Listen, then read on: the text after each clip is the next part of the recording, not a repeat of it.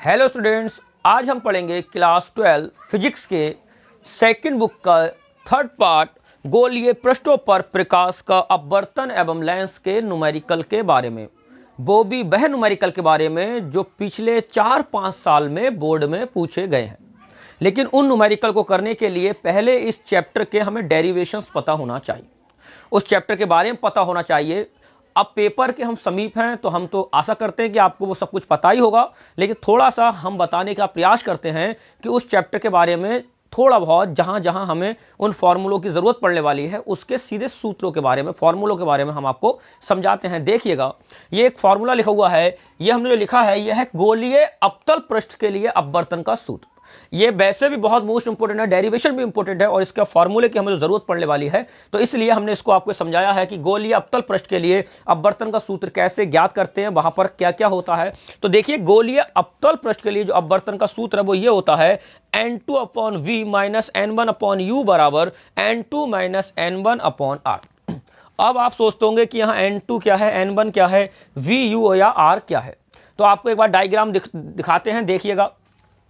इस हमने क्या लिया, अवतल पृष्ठ लिया। सबसे पहले ध्यान रखें, अवतल पृष्ठ लिया है। एक गोलीय अवतल पृष्ठ होता है और एक गोलीय उत्तल पृष्ठ भी होता है, दोनों के लिए यही फॉर्मूला आता है। तो अगर हम बात करें गोलीय अवतल पृष्ठ के लिए, तो जो n1 है वो एक विरल माध्यम है जहां से किरणों को चलना है, n2 एक सघन माध्यम है, n1 विरल माध्यम है और n2 कौन सा माध्यम है, सघन माध्यम है। यहां पर हमने एक वस्तु रख दी है O, इससे हमने क्या किया, इनसे किरणें चलाई हैं। वो जब कोई चीज़ विरल माध्यम से सघन माध्यम में जाती है तो वो अविलंब की ओर झुक जाती है। हमने ये अविलंब डाल दिया है। अविलंब हमेशा गोलीय पृष्ठों पर के वक्रता केंद्र से पड़ता है, तभी 90 डिग्री पर कोण बनता है। तो ये हमने अविलंब डाल दिया है। इस दर से ये किरण चली, थोड़ा सा विरल से सघन में गई, अविलंब की ओर झुक गई। अविलोम की ओर झुकने के बाद हमने देखा कि ये तो इस साइड आ गई, एक किरण ये, एक मान लिया ये किरण चली, तो इनका कभी प्रतिबिंब नहीं बनेगा। एक किरण तो ये जा रही थी सीधी सी, जो सीधी निकल गई, एक किरण ये जाने लगी जो सीधी चली गई, तो हमने देखा दूर तक जाने पर इनका प्रतिबिंब नहीं बनेगा। तो हमने इसको बैक साइड में बढ़ाया, इसको पीछे की ओर बढ़ाया और इसको पीछे की ओर बढ़ाया, मान लिया ऐसा। तो यहां पर एक प्रतिबिंब आई बना, बिंदु आई, यहां पर बिंदु आई पर एक आपका प्रतिबिंब प्राप्त हुआ। तो ये जो है आई जो है वो प्रतिबिंब है, ओ वस्तु है, सी वक्रता केंद्र है। यहां पर जो r हमने पूछा था कि r क्या है, वो ध्रुव से वक्रता केंद्र के बीच की दूरी है, r है। आप देखते होंगे मैंने माइनस साइन लगाया है। हमने माइनस साइन इसलिए लगाया है क्योंकि हमने बताया था आपको कि ये हमने मान लेते हैं x, ये x डैश, ये y डैश, तो हम इस साइड में है। इसीलिए समझ लो गोलीय अवतल पृष्ठों के लिए हमेशा जो वक्रता त्रिज्या होती है वो निगेटिव होती है और गोलीय उत्तल पृष्ठ जो होता है वो साइड में बनता है, इसलिए उसकी वक्रता त्रिज्या पॉजिटिव होती है। अगर हम बात करें, ये यहाँ पर इमेज बनी है, तो यहाँ बस ध्रुव से जो इमेज तक की दूरी होती है, प्रतिबिंब तक की दूरी होती है, उसको बी से दिखाते हैं। माइनस इसलिए दिखाया क्योंकि हम इस साइड हैं, और जो वस्तु थी ओ, उसे ध्रुव से वस्तु तक की दूरी को हमने यू से दिखाया है। तो आपसे कोई पूछे कि यहाँ पर v क्या है, तो ध्रुव से प्रतिबिंब की दूरी है, u क्या है, ध्रुव से वस्तु की दूरी है, r क्या है, ध्रुव से वक्रता केंद्र तक की दूरी है। यहाँ n2 कौन सा माध्यम है, n1 कौन सा माध्यम है, n1 वो माध्यम है जहां से प्रकाश किरणें चली है, n2 वह माध्यम है जहां पर प्रकाश किरणें पहुंची हैं। तो न1 वह माध्यम है जहां से प्रकाश किरणें चलती हैं, n2 वह माध्यम है जहां पर प्रकाश किरणें पहुंचती हैं। और उससे एक अपवर्तन का सूत्र मिलता है n2/v - n1/u बराबर n2 - n1/r। ये आपको याद रखना है। अभी यही सूत्र जो हमने गोलीय अवतल पृष्ठ के लिए अपवर्तन का निकाला है, सेम यही फॉर्मूला जो आएगा गोलीय उत्तल पृष्ठ के लिए भी अपवर्तन का आएगा। तो अगर गोलीय अवतल का है या उत्तल का है, आपको यही फॉर्मूला लगाना है, लेकिन ध्यान रखना है इन इमेजों के बारे में। तो इस डायग्राम के बारे में बहुत अच्छे से ध्यान रखना है। आप इसको नोट भी कर सकते हैं, बना भी सकते हैं। अब हम इन एक इस टाइप का और एक इस टाइप का, हम दो को मिलाकर एक बनाएंगे लेंस, और उससे हम अपवर्तन के सूत्र के बारे में जानेंगे, ताकि फिर हम फॉर्मूले और लगा करके न्यूमेरिकल अच्छे से सॉल्व कर सकें। अब हम देखते हैं सेकंड डेरिवेशन के फॉर्मूले के बारे में।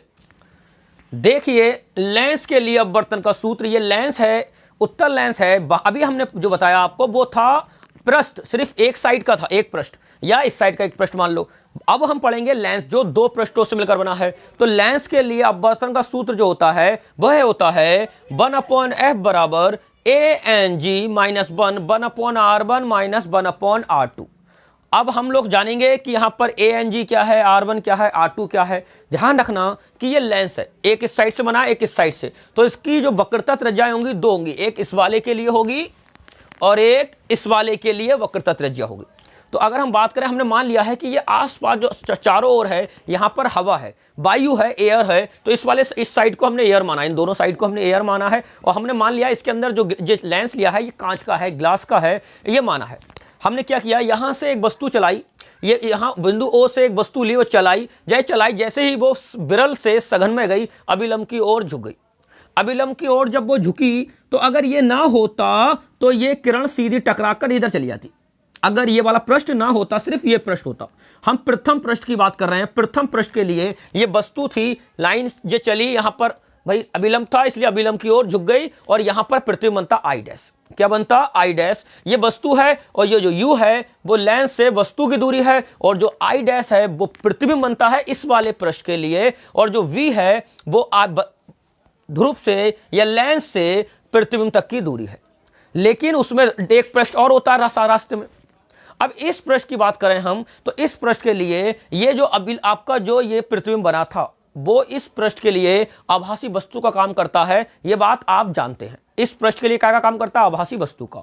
और इस मान लेते हैं जो आपतित किरण है, इससे यहां पर एक और अभिलंब पड़ता है और एक लास्ट प्रतिबिंब आई बनता है। आई डैश वस्तु कहलाती है उस टाइम, और आई होता है प्रतिबिंब, और इससे प्रतिबिंब बनता है वी दूरी पर। तो ये जो आई बी है, जो बी है ये यू द्वारा ओ द्वारा बनाया हुआ प्रतिबिंब है, और जो आई है जो वस्तु आई डैश मानकर बनाया हुआ प्रतिबिंब है।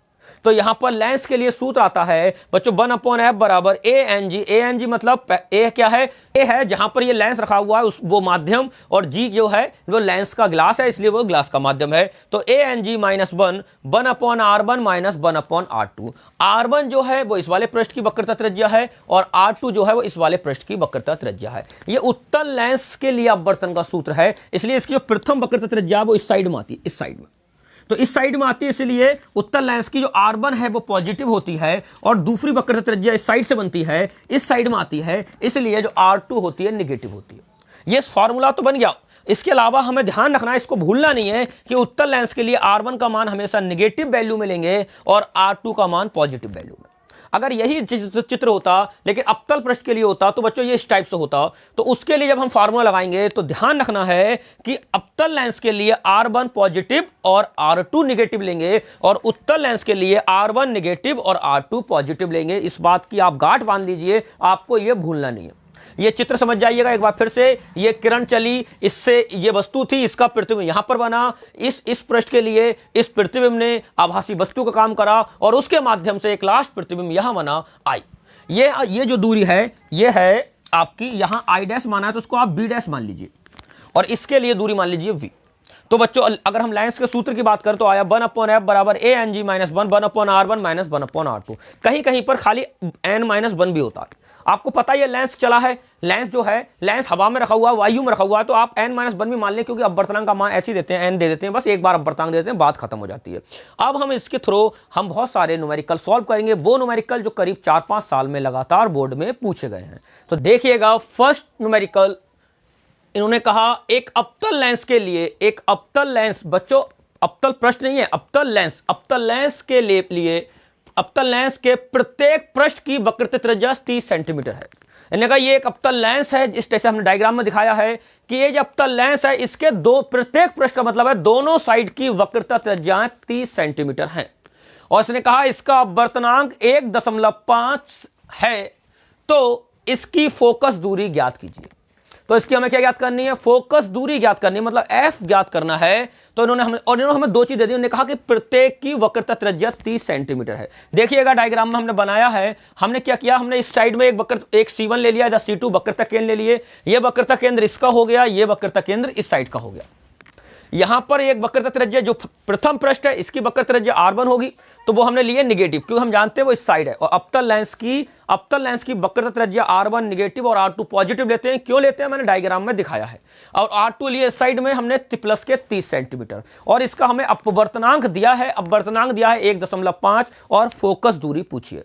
आपको एक बात और बता दें कि इस लेंस की अपनी एक फोकस दूरी होती है f1, और इस लेंस की एक अपनी फोकस दूरी होती है f2।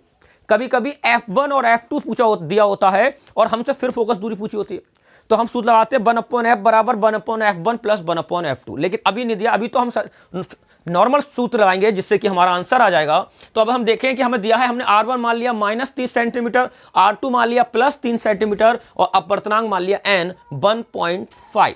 अगर हम ध्यान दें तो ये ANG है, ANG, लेकिन ANG ना दिखाकर हमने n से दिखाया है। अब हम लगाएंगे लेंस के लिए सूत्र, तो हमारे पास फार्मूला होता है 1/f बराबर n-1 ब्रैकेट 1/r1 - 1/r2, जहां जो f है वो फोकस दूरी है जिसकी वैल्यू हमें निकालनी है। अब हम देखते हैं 1/f बराबर n कितना दिया है 1.5 -1 1/r1 दिया है नेगेटिव -30 माइनस 1/r2, R2 है पॉजिटिव तो पॉजिटिव रहने देंगे। इस माइनस से हमें कोई लेना देना नहीं है, मतलब होता है यहां पर अगर माइनस का दिया तो माइनस का लेंगे और प्लस का दिया तो प्लस का। हमें ध्यान रखना है अवतल लेंस में ये माइनस का लेते हैं, ये प्लस का लेते हैं, उत्तल लेंस में ये प्लस का और ये माइनस का लेते हैं। तो यहां पर अगर हम देखें 1/f बराबर 1.5 में से 1 चला गया, यहां बचा 0.5। इधर ये माइनस ऊपर ले लो, -1/30, ये माइनस है ऊपर 1/30। अब हम क्या करेंगे, इसको एलसीएम ले लेंगे। 1/f बराबर 0.5, इधर 30 एलसीएम, -1 और -1 जोड़ेंगे, माइनस का हो जाएगा 2। इससे काट देंगे, 2 1 कम 2, 2 1 कम 2, 1 बचा, 2 पंजे 10। अब हम देखें हमारे पास आ गया 1/f बराबर 0.5 और ब्रैकेट में -1/15। देखिए यहां से पॉइंट हटा लो और यहां पर 0 बना लो। यहां बचा 1/f बराबर, इधर 5 1 कम 5 माइनस का, नीचे 150। आराम से काटो, 5 1 कम 5, 5 3 15, ऊपर 0। 1/f बराबर आ गया -1/30। इस माइनस को नीचे ले लेंगे, अगर हम क्रॉस मल्टीप्लाई करें तो f का मान आएगा -30, क्योंकि यहां पर 1 है यहां पर 1 है। माइनस ले लो नीचे, माइनस ले लो नीचे, तो आपकी फोकस दूरी जो आई वो आई f बराबर -30 सेंटीमीटर। जो कुल फोकस दूरी आई वो आई -30 सेंटीमीटर। उन्हें जो हमसे कहा था कि फोकस दूरी याद कीजिए, वो आई आपकी निगेटिव -30 सेंटीमीटर। आप ये नोट कर लीजिए। अब हम इसका सेकंड क्वेश्चन सॉल्व करेंगे, लेकिन इस डायग्राम का आपको बहुत ध्यान रखना है। ये सब चीजें हैं आपको सिखाने के लिए, अगर आप इस पर सही से ध्यान देंगे तो कोई भी सवाल करने में आपको परेशानी नहीं आएगी। अब हम करते हैं क्वेश्चन नंबर सेकंड। देखिए सेकंड क्वेश्चन, एक उत्तल लेंस से 15 सेंटीमीटर दूरी पर एक वस्तु रखी है, इसका प्रतिबिंब लेंस से दूसरी ओर 30 सेंटीमीटर की दूरी पर बनता है। जब एक अवतल लेंस को इस उत्तल लेंस के संपर्क में रख दिया जाता है तो प्रतिबिंब 30 सेंटीमीटर आगे खिसक जाता है। दोनों लेंसों की फोकस दूरी ज्ञात कीजिए। आप सवाल पढ़ते ही एकदम आश्चर्यचकित हो जाएंगे, देखते होंगे कि क्या दिया है, क्या निकालना है, समझ में नहीं आ रहा है। तो सबसे पहले हम सवाल को समझेंगे कि क्या दिया है और क्या निकालना है और कैसे दिया है। इसने कहा एक उत्तल लेंस से 15 सेंटीमीटर की दूरी पर एक वस्तु रखिए। देखिए जो ब्लैक ब्लैक दिख रहा है आपको, ये एक उत्तल लेंस है। इससे 15 सेंटीमीटर की दूरी पर हमने एक वस्तु रख दी है।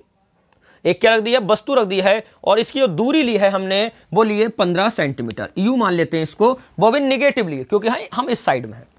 इसका प्रतिबिंब दूसरी ओर 30 सेंटीमीटर की दूरी पर बनता है। तो हमने देखा ये किरण आई, इसका प्रतिबिंब मान लो आई डैश बना, कितनी दूरी पर, 30 सेंटीमीटर की दूरी पर पीछे की ओर। तो अभी सिर्फ आपको ब्लैक ब्लैक वाला पार्ट देखना है, और उसको माना हमने आई डैश प्रतिबिंब माना, और वस्तु जो प्रतिबिंब की दूरी थी वो बी डैश मानी 30 सेंटीमीटर, जो हमने यहां मानी है। देखिए उत्तल लेंस के लिए अगर हम बात करें, हमने वस्तु की दूरी मानी है u -15 सेंटीमीटर, और उसके बाद हमने प्रतिबिंब की दूरी मानी है b डैश, क्योंकि हमने मानी है यहां i डैश और b डैश। आप जानेंगे कि मैंने डैश डैश क्यों माना है। उसकी दूरी मानी 30 सेंटीमीटर लेकिन पॉजिटिव। तो इन्हें कहा एक उत्तल लेंस से 15 सेंटीमीटर की दूरी पर एक वस्तु रखी, इसका प्रतिबिंब लेंस से दूसरी ओर 30 सेंटीमीटर की दूरी पर बनता है। इतना आपके समझ में आ गया होगा। उसके बाद इन्हें कहा जब एक अवतल लेंस को इस उत्तल लेंस के संपर्क में रख देते हैं। जब हमने क्या किया, ये ब्लैक जो ब्लू वाला एक है, हमने कहा जब हमने इसको इस अवतल लेंस को, इस वाले अवतल लेंस को उत्तल लेंस के किस में रख दिया है, संपर्क में रख दिया, तो इसने कहा तो प्रतिबिंब 30 सेंटीमीटर आगे खिसक जाता है। जब हमने इसके संपर्क में एक अवतल लेंस, जो हमने देखा कि अवतल लेंस रखा तो जो प्रतिबिंब हमारा आई डैश था वो कितना आगे खिसक गया, यहां मान लो आई पे बना, यहां बना प्रतिबिंब, ये 30 सेंटीमीटर और आगे खिसक जाता है। जब अवतल लेंस को रखा तो वो प्रतिबिंब 30 सेंटीमीटर और आगे खिसक जाता है। तो वो कह रहा है कि उत्तल लेंस की फोकस दूरी ज्ञात करो और अवतल लेंस की भी फोकस दूरी ज्ञात करो। तो उत्तल लेंस के लिए तो हमारे पास जो वस्तु है वो 15 सेंटीमीटर की दूरी पर है और प्रतिबिंब 30 सेंटीमीटर की दूरी पर, जैसे हमने बी डैश माना। लेकिन जब हम बात करते हैं अवतल लेंस की, तो ये जो प्रतिबिंब बन रहा है ये जो अवतल लेंस के लिए आभासी वस्तु का काम करेगा, ये वस्तु का कार्य करेगा और इसके द्वारा एक अन्य प्रतिबिंब आई बनेगा। क्या बनेगा? आई बनेगा, जो लेंस से 60 सेंटीमीटर की दूरी पर होगा। 60 सेंटीमीटर की दूरी पर इसलिए होगा क्योंकि जहां पर वस्तु थी उससे वो 30 सेंटीमीटर और खिसक गया। तो ये इसके लिए अवतल लेंस के लिए बाद में फोकस दूरी निकालेंगे, पहले अभी उत्तल लेंस की फोकस दूरी निकाल लें। तो अब हमारे पास फार्मूला होता है फोकस दूरी का 1/f बराबर 1/v माइनस 1/u। आप जानते होंगे, लेकिन यहां हम v नहीं लेंगे क्योंकि हमारे पास जो प्रतिबिंब है वो v डैश है और यहां पर उत्तल लेंस के लिए f1 फोकस दूरी मान लो। तो 1/f1 बराबर 1/v, v हो गया हमारा 30 सेंटीमीटर माइनस 1/u, u हो गया माइनस का 15। ये माइनस प्लस हो जाएगा। 1/f1 बराबर 1/30 माइनस माइनस प्लस 1/15। अब हम क्या करेंगे, इन दोनों में एलशियम ले लेंगे।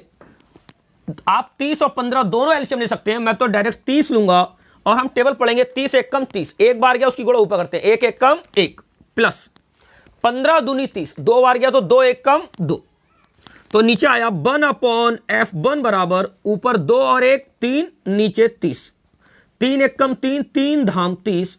तो अगर हम यहां ध्यान दें हमारे पास आया 1/f1 बराबर 1/10। जब ये एक से है तो जो फोकस दूरी f1 होगी वो भी होगी प्लस 10 सेंटीमीटर। ये आ गई आपके उत्तल लेंस की फोकस दूरी। ये आ गई f1 बराबर 10 सेंटीमीटर उत्तल लेंस की फोकस दूरी। हमने कुछ नहीं किया, अभी तो सिर्फ हमने u और b डैश मान के सॉल्व किया, हमने एलशियम लिया और हमारा क्या आ गया आंसर।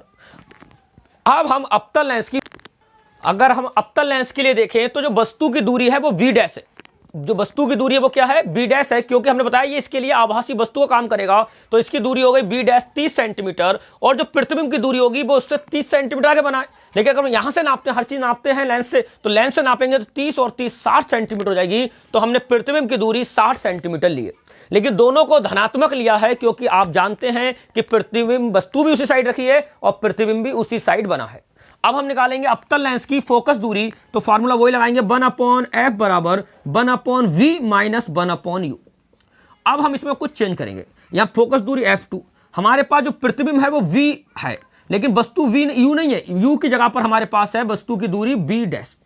इनकी अब हम वैल्यू रख देंगे, तो 1/f2 बराबर 1/v, v है 60 minus 1/v dash, b dash है हमारे पास प्लस 30, तो प्लस ही रहने देंगे। इस वाले माइनस से हमें कोई मतलब नहीं है, अगर ये माइनस का होता तो माइनस माइनस ये प्लस हो जाता। फिलहाल अब ये नहीं है ये माइनस का, तो देखिए 1/f2 बराबर फिर से 60 एलशियम, 60 एक कम 60, एक बार गया 1 एक कम 1 माइनस 30 दूनी 60, दो बार गया 2 एक कम 2, नीचे बचा 1/f2 बराबर ऊपर 2 में 1 गया बचा माइनस का 1, नीचे 60। ये वाला जो माइनस है इसे ऊपर ना लिखकर कहां लिखेंगे, नीचे लिखेंगे। ये दोनों साइड एक जैसी आ गई, इसलिए जो f2 आया वो आया माइनस का 60 सेंटीमीटर। ये आ गई अवतल लेंस की फोकस दूरी। अवतल लेंस की फोकस दूरी आई माइनस 60 सेंटीमीटर और उत्तल लेंस की फोकस दूरी आई प्लस 10 सेंटीमीटर। ये आई है प्लस की, उत्तल लेंस की फोकस दूरी प्लस 10 सेंटीमीटर आई और अवतल लेंस की माइनस 60 सेंटीमीटर आई। एक बार आप फिर सवाल देख लीजिए, उसने हमसे क्या कहा था कि एक उत्तल लेंस है जो 15 सेंटीमीटर की दूरी पर रखा है, जिसका प्रतिबिंब 30 सेंटीमीटर की दूरी पर बनता है। उसके बाद उसने हमसे कहा कि ये जो इसके संपर्क में हम एक अवतल लेंस रखते हैं जिसके कारण जो प्रतिबिंब है वो 30 सेंटीमीटर और खिसक जाता है। तो दोनों कंडीशन में उत्तल लेंस और अवतल लेंस की फोकस दूरियां ज्ञात कीजिए। सबसे ज्यादा जरूरी है कि आपको क्या क्या मानना है और पॉजिटिव मानना है या नेगेटिव, इसका बहुत ध्यान रखना है। तो हमने क्या किया, हमने उत्तल लेंस के लिए वस्तु की दूरी ली u, आपको पता ही है, उसका प्रतिबिंब बना b डैश, वो आपको पता है, और हमने फार्मूला लगाकर फोकस दूरी ज्ञात कर ली। उसके बाद हमने फिर अवतल लेंस के लिए देखा कि वस्तु की दूरी भी धनात्मक आई, प्रतिबिंब की दूरी भी धनात्मक क्यों आई, क्योंकि दोनों उसी साइड थे, और उससे हमने भाई फोकस दूरी ज्ञात कर ली। अगर वो हमसे कहता इसकी संयुक्त फोकस दूरी ज्ञात करो, संयुक्त के लिए भी कहा नहीं है। अगर वो कहता दोनों की संयुक्त फोकस दूरी ज्ञात करो तो हम फार्मूला लगाते हैं 1/f बराबर 1/f1 प्लस 1/f2। इससे हम f का मान निकालते और जो f आता वो संयुक्त फोकस दूरी होती। अब हम इसके आगे के सवाल नेक्स्ट पार्ट में सॉल्व करेंगे।